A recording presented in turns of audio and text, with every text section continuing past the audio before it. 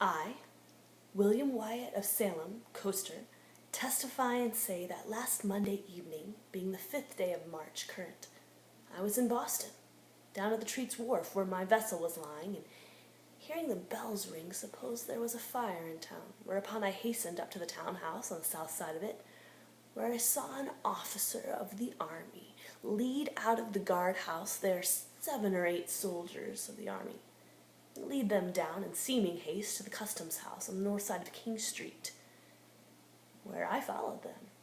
And when the officer had got there with the men, he bid them face out. I stood just below them on the left wing, and the officer ordered his men to load, which they did accordingly with the utmost dispatch.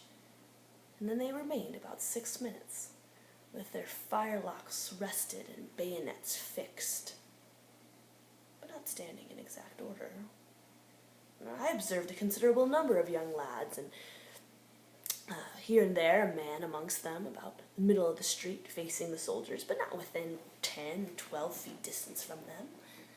I observed some of them, sticks in their hands, laughing, shouting, sighing, crying fire, but could not observe that any of them threw anything at the soldiers or threatened any of them.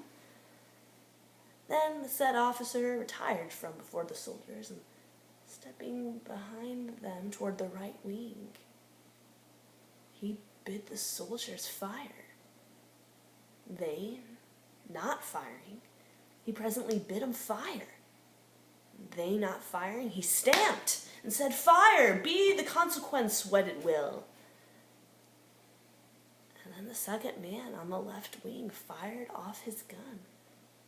And then after a very short pause, they fired one after another, as quick as possible, beginning with the right wing.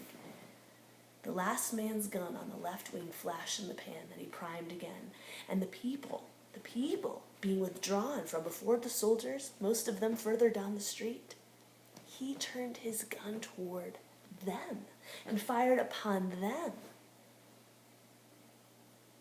Immediately after the principal firing, I saw 3 of the people fall down in the street.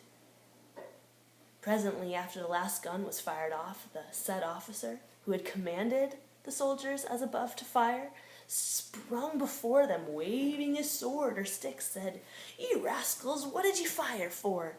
And he struck up the gun of one of the soldiers, who was loading again, whereupon they seemed confounded, fired no more.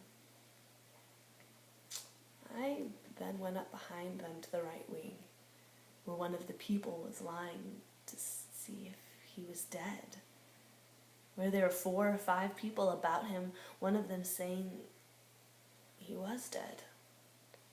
And I remember as the said officer was going down with the soldiers toward the customs house, a gentleman spoke to him and said, "Captain Preston, for God's sake keep your men in order, mind what you're about." And further, I say not.